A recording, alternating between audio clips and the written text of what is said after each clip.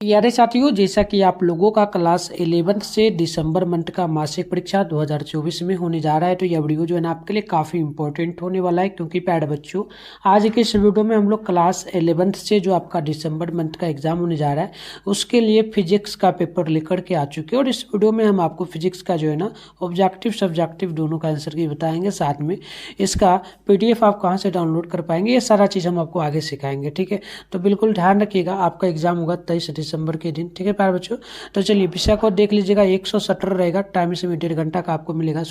Total 50 marks का exam होगा। ठीक है, और आप लोगों के लिए सारे सब्जेक्ट का पेपर यहाँ पर डाउनलोड होगा, science arts commerce all subject का। तो आप तैयार रहिएगा प्यारे बच्चों। चैनल वगैरह को सब्सक्राइब नहीं किया तो करके नोटिफिकेशन कॉल पे प्रेस कर लीजिए, ताकि जैसे ही हम लोग वीडियो अपलोड करेंगे तो आपके मोबाइल में नोटिफिकेशन मिलेगा, आप आराम से देख पाएंगे। तो चलिए स्टार्ट करते हैं बच्चों। यहाँ से देखना आपका जो है ना क्वेश्चन जो बोला है खंड अ में सबसे पहले जो है ना ऑब्जेक्टिव क्वेश्चन दिया है। इसमें टोटल 30 क्वेश्चन है, 25 क्वेश्चन का जवाब आपको देना होगा। तो चलिए पहला प्रश्न हम लोग देखेंगे। तो बोला गया भौतिकी को क्या माना जाता है। तो भौतिकी जो है ये प्राकृतिक विज्ञान है। तो पहला का ऑप्शन नंबर सी हो जाएगा। दूसरा क्वेश्चन है वैज्ञानिक पद्धति को लागू करने का अंतिम चरण क्या है। तो याद रखिएगा परीक्षण परिणाम का विश्लेषण। राइट आंसर इसका भी सी नंबर बिल्कुल ही करेक्ट होगा।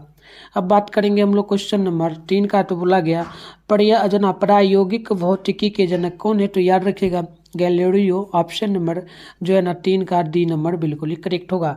4 नंबर है न्यूटन के गति का प्रथम नियम वर्णित किसको करता है। तो ये करता है जड़त्व की गति को। तो राइट आंसर डी होगा। अगली क्वेश्चन 5 है एक्सरे की खोज किसने किया। तो याद रखिएगा रोयन जेटेन ने किया था। ठीक है ना, रोयन जेटेन ने किया था। राइट आंसर जो है डी होगा क्वेश्चन नंबर 5 का। नेक्स्ट क्वेश्चन की ओर बढ़ेंगे। तो अगली क्वेश्चन यहाँ पर आपसे बोला गया 6 नंबर निम्नलिखित में से सबसे कमजोर बल कौन है। तो सबसे कमजोर बल की अगर बात करेंगे तो देखो नाभिकीय बल भी कोई कमजोर नहीं है। गुरुत्वाकर्षण बल क्या होता है, कोई भी वस्तु को खींचा जाता है। जैसे आप ऊपर में कोई वस्तु फेंकते हो तो वो नीचे जो गिरा जाता है, इसमें गुरुत्वाकर्षण बल लगता है। ठीक है, और नाभिकीय बल क्या है, एक दूसरे के बीच में घर्षण को उत्पन्न करता है। ठीक है, और विद्युत चुंबकीय बल क्या है, तो ये इलेक्ट्रोमैग्नेटिक फोर्स होता है, यानी कि एक वस्तु द्वारा बल लगाया जाता है। तो देखो इनमें से कोई कमजोर नहीं है, तो हम कहेंगे इनमें से कोई नहीं होगा। ऑप्शन डी हम लोग मार देंगे, सारा जो बहुत ही मजबूत और ठोस बल है। अगला क्वेश्चन है 7 नंबर विज्ञान की वह शाखा जो प्रकृति और प्राकृतिक घटनाओं की व्याख्या करता है क्या कहलाता है। तो ये भौतिकी यानी कि फिजिक्स कहलाता है। डी नंबर इसका भी बिल्कुल ही करेक्ट होगा। चलिए आगे हम लोग बात करेंगे ना। तो क्वेश्चन नंबर 8 आपसे यहाँ पर बोला जा रहा है, और क्वेश्चन बोला भौतिक राशि वह है जो क्या था। तो यह जो है ना मापी नहीं जा सकती है। तो बिल्कुल ही डी नंबर इसका करेक्ट होगा। नेक्स्ट है 9 नंबर निम्न में से कौन भौतिक राशि का नाम नहीं है। तो ये हो जाएगा kilogram. Right answer option A होगा 9 नंबर क्वेश्चन का। अब बात करते हैं क्वेश्चन नंबर 10 का। तो 10 नंबर आपसे बोला गया इकाई की प्रणाली कौन सी है। तो इकाई की प्रणाली हो जाता है FPS सिस्टम, यानी कि राइट आंसर जो है ऑप्शन सी होगा। नेक्स्ट क्वेश्चन 11 है निम्नलिखित में कौन पूरक इकाई है। तो पूरक इकाई की बात करेंगे ना तो ठोस कौन हो जाएगा, राइट आंसर सी हो जाएगा। नेक्स्ट है 12 नंबर ठोस कोण की इकाई क्या है। तो ठोस कोण की इकाई जो है ना स्टेरेडियन हो जाएगा। राइट आंसर आप लोग बी नंबर याद रखिएगा। ठीक है, चलिए नेक्स्ट क्वेश्चन की ओर बढ़ेंगे ना। तो अगला क्वेश्चन आपका 13 नंबर निम्नलिखित में कौन मूल राशि है। तो मूल राशि हो जाएगा लंबाई द्रव्यमान समय। ठीक है, length mass time. Option number D B होगा, याद रखिएगा आप लोग। नेक्स्ट आपका 14 नंबर ऐसा मात्रक में कितने आधारी मात्रक है। तो याद रखिएगा इसमें टोटल 3 आधारी मात्रक होगा। राइट आंसर ऑप्शन ही होगा। प्यारे बच्चों मैं आपको भी सारे क्वेश्चन का उत्तर बताऊंगा, उससे पहले इसका पढ़ेंगे। तो अगली क्वेश्चन आपके सामने जो है ना 15 नंबर बोला गया मापन मुख्य रूप से एक प्रक्रिया है। तो ये एक प्रक्रिया आता है तुलना करने की, कंपेयर करने की। राइट आंसर सी होगा। नेक्स्ट क्वेश्चन 16 है निम्न में कौन मूल राशि नहीं। तो मूल राशि आपका फोर्स नहीं होगा, यानी बल। ऑप्शन बी होगा। नेक्स्ट है 17 नंबर ज्योति तीव्रता का मात्रक क्या। तो ये आपका रेडियन होता है। ऑप्शन बी बिल्कुल ही करेक्ट होगा। अगले क्वेश्चन की ओर बढ़ेंगे ना। तो 18 नंबर है कि ध्वनि तरंगों की आवृत्ति को मापा जाता है बच्चों। तो हर्ट्ज में मापा जाता है। डी नंबर जो है बिल्कुल ही करेक्ट होगा। 19 नंबर है कि किस भौतिक राशि को प्रकाश वर्ष में मापा जाता है। तो डिस्टेंस को, यानी कि दूरी को। ऑप्शन नंबर बी यहाँ पर बिल्कुल ही आपका करेक्ट होगा। अगले क्वेश्चन की ओर बढ़ेंगे ना, तो 20 है ml पर पावर -1 t पर पावर -2 का विमीय सूत्र क्या है?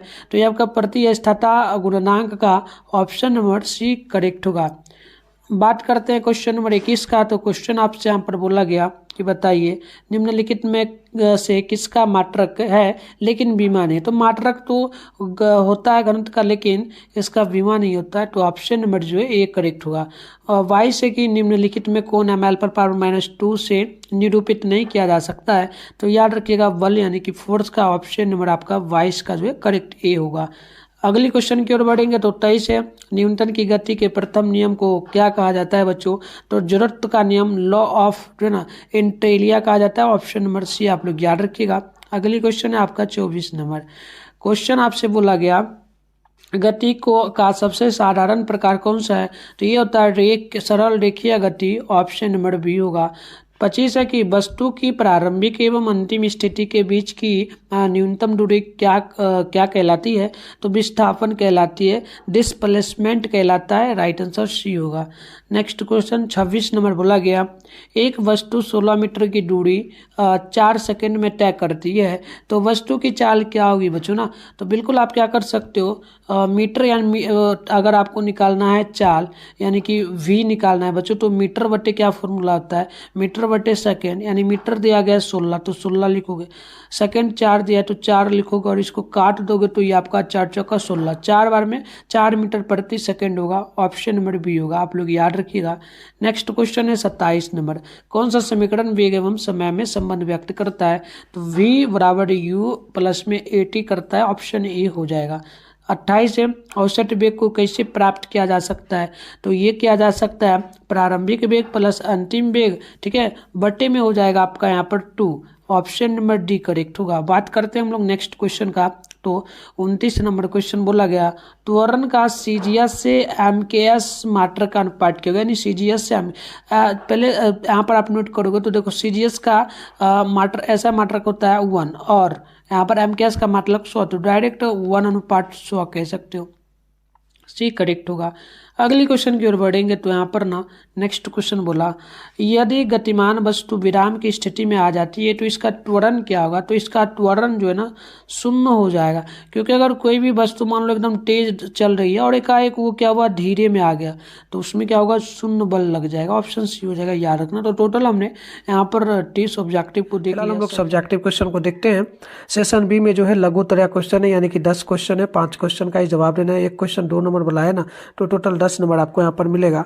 तो आप यहाँ पर देखेंगे सबसे पहला नंबर जो क्वेश्चन पूछा है, सबसे पहला नंबर जो क्वेश्चन आपसे बोला गया विमीय सूत्र क्या है, उदाहरण देकर स्पष्ट करें। दूसरा क्वेश्चन है दो सदिशों का योग किस स्थिति में जो है ना अधिकतम तथा किस स्थिति में न्यूनतम होता है। तीसरा क्वेश्चन है दूरी एवं विस्थापन में अंतर क्या है। नेक्स्ट क्वेश्चन 4 नंबर है संरक्षी बल किसे कहते हैं, और 5 नंबर है संवेग संरक्षण का सिद्धांत क्या है। और अगला क्वेश्चन आप देखेंगे तो यहाँ पर 6 नंबर बोला ऊष्माक्षेपी तथा ऊष्माशोषी अभिक्रिया में अंतर बताए। नेक्स्ट क्वेश्चन 7 नंबर है प्रत्यास्थ असंगत क्या है। अगला क्वेश्चन बोला 8 नंबर कार्य ऊर्जा प्रमेय क्या है, और क्वेश्चन नंबर 9 है आवेग किसे कहते हैं, और 10 नंबर बोला गतिज ऊर्जा क्या है। अब बात करते हैं हम लोग लॉन्ग क्वेश्चन का। तो लॉन्ग क्वेश्चन आप लोग देखेंगे तो इसमें आपसे जो बोला ना दीर्घ उत्तरीय क्वेश्चन है, इसमें टोटल जो है ना 5 क्वेश्चन है, 3 क्वेश्चन का जवाब देना, 5 मार्क्स मिला 15 नंबर मिलेगा। तो पहला क्वेश्चन है कार्य शक्ति एवं ऊर्जा की परिभाषा देकर के ऐसा मात्रक लिखे। 12 नंबर है 100 मीटर लंबी ट्रेन 20 मीटर प्रति घंटा की गति से चल रही है, 1 किलोमीटर लंबे पुल को पार करने में कितना समय लगेगा। 13 नंबर है ग्रहों की गति के लिए जो ना कैप्रेल के नियम को लिखे। अगला क्वेश्चन है आपका यहाँ पर 14 नंबर अभिकेंद्री बल क्या है, अभिकेंद्री बल का व्यंजक प्राप्त करें। और 15 नंबर है गर्जन गुणनांक क्या है, यह किन कारणों पर जो है कारकों पर निर्भर करता है। तो चलिए ये आपका प्रॉपर जो क्वेश्चन था, आंसर भी हमारे पास है, ठीक है। आंसर अभी बताने से पहले इसका हम PDF आपको पहले डाउनलोड करने के लिए सिखा देते हैं।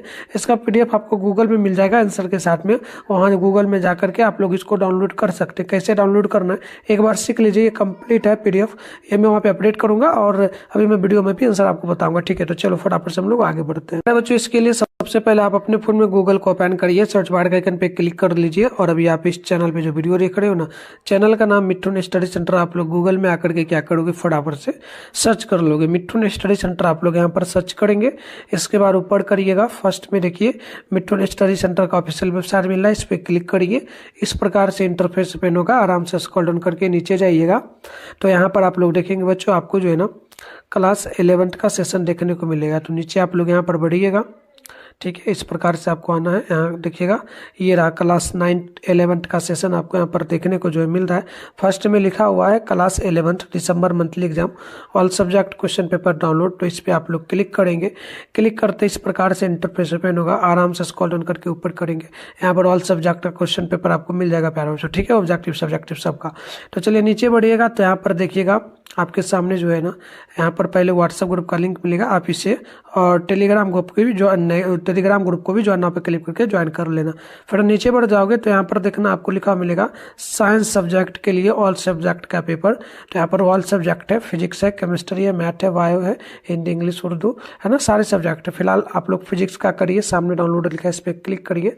इस प्रकार से इंटरफेस पे होगा, आराम से स्क्रॉल डाउन करके नीचे बढ़िएगा तो यहाँ पर देखिएगा आपको जो है ना ऑब्जेक्टिव सब्जेक्टिव का कंप्लीट आंसर मिल जाएगा। ये रहा ऑब्जेक्टिव का आंसर, 300 क्वेश्चन का आंसर है। सब्जेक्टिव का आपको यहाँ पर जो है भी आंसर बता रहा हूँ, 5 क्वेश्चन का यहाँ मैं आंसर अपडेट कर दूंगा, English medium plus Hindi medium दोनों में मैं डाल दूंगा। आप यहाँ से लिख पाओगे, शॉर्ट का आपको यहाँ पर, लॉन्ग का यहाँ पर मिल जाएगा 3 क्वेश्चन का। ठीक है, तो यहाँ से आके डाउनलोड कर लीजिए।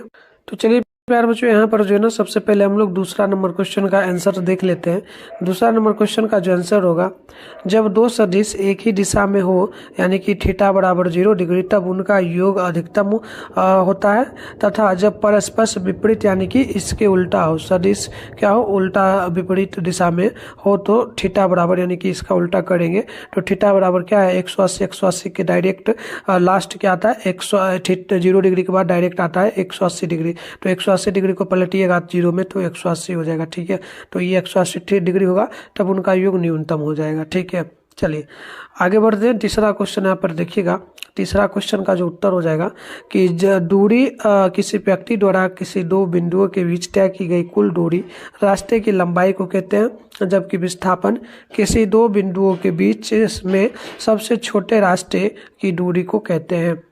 आगे है, आप यहाँ पे देखेंगे तो चौथा नंबर क्वेश्चन है, संरक्षी बल पूछा। तो याद रखिएगा, यदि बल द्वारा संपन्न कार्य विस्थापन के पथ पर निर्भर न कर केवल प्रारंभिक स्थितियों पर निर्भर करे तो बल संरक्षी कहलाते हैं। संरक्षी बल के प्रभाव में पूर्ण चक्र में किए गए कार्य शून्य होता है। उदाहरण के लिए जना प्रत्यानयन बल, केंद्रीय बल, गुरुत्वीय बल आदि। आगे हम लोग देखेंगे तो यहाँ पर जो है 5वां नंबर का आंसर होगा, न्यूटन के द्वितीय गति नियम से स्पष्ट है कि यदि वस्तु पर कोई बल आरोपित न हो तो उसके संवेग में कोई परिवर्तन नहीं होगा, अर्थात संवेग नियत रहेगा। इस निष्कर्ष के व्यापक रूप को संवेग संरक्षण का सिद्धांत के नाम से जाना जाता है। इसे इस प्रकार व्यक्त जो है ना किया जा सकता है, वस्तुओं के निकाय पर यदि बाह्य यानी कि बाहरी बल आरोपित न हो तो संयुक्त निकाय का कुल संवेग जो ना संवेग संरक्षित रहता है। अब 7 नंबर क्वेश्चन का आंसर हम लोग देखेंगे ना, तो आंसर हो जाएगा वह संघटन या टक्कर जिसमें यहाँ पर या लिखा गया। ठीक है, या टक्कर के बाद वस्तुओं में रेखीय संवेग और गतिज ऊर्जा दोनों मान संरक्षित रहता है। इस प्रकार की टक्करों को प्रत्यास्थात संघटन कहते हैं। इनमें टक्कर के बाद वस्तुएं एक दूसरे से दूर हो जाती है। उदाहरण के लिए पिंग पोंग की गेंदों की टक्करें। ठीक है, अब हम लोग दीर्घोत्तरीय क्वेश्चन को देखेंगे तो इसमें हम लोग 11 नंबर का आंसर देखेंगे बच्चों। कार बराबर लिखेंगे, कार की परिभाषा होगा जब किसी पिंड पर बल लगाया जाता है और पिंड बल की दिशा में स्थान परिवर्तन करता है तो इसे बल द्वारा संपादित कार्य कहा जाता है। यानी कि कार बराबर हो जाएगा बल गुना विस्थापन, और कार का ऐसा मात्रक होता है न्यूटन मीटर या फिर जूल होता है। ठीक है, आगे देखिएगा इसी में तो शक्ति का यहाँ पर परिभाषा होगा, कार्य करने की दर को शक्ति कहते हैं। यदि समय में W यानी कि कार्य करने W कार्य होता है तो शक्ति बराबर जो फॉर्मूला हो जाएगा ये हो जाएगा आपका जो है ना शक्ति बराबर कार्य माइनस में हो जाएगा समय। ठीक है, तो यहाँ पर शक्ति का मात्रक जो है न्यूटन मीटर प्रति सेकेंड या फिर जूल या वाट, ये तीनों में से कोई तीनों होता है, तो आपको याद रखना है। अब हम लोग बात करते हैं ऊर्जा का परिभाषा। तो कार्य करने की क्षमता को ऊर्जा कहते हैं, ऊर्जा का मात्रक जूल है। चलिए आगे हम लोग देखेंगे 14 नंबर का आंसर। यदि कोई द्रव्यमान पिंड भी से r त्रिज्या के वृत्तीय मार्ग पर चल रहा है तो उस पर कार्यकारी वृत्त के केंद्र की ओर आवेशक अभिकेंद्रीय बल F बराबर जो होगा प्यारे बच्चों, F बराबर हो जाएगा mv का स्क्वायर बट्टे में हो जाएगा mv का स्क्वायर बट्टे में r होता है ना। किसी पिंड के ताक्षिक वेग के लंबवत दिशा में गतिपथ के केंद्र की ओर लगने वाला बल अभिकेंद्रीय बल कहलाता है। चलिए अब हम लोग बात करते हैं 15 नंबर का। तो 15 नंबर का आंसर होगा घर्षण का गुणांक दो संपर्कित सतहों के पदार्थ और जो ना रुक्षता पर निर्भर करता है। सामान्य तौर पर यूएस यानी कि जो है ना म्यूएस कह सकते हो, यानी कि स्थैतिक घर्षण बल का गुणांक यू के यानी कि गतिज ऊर्जा का गुणांक से जो थोड़ा अधिक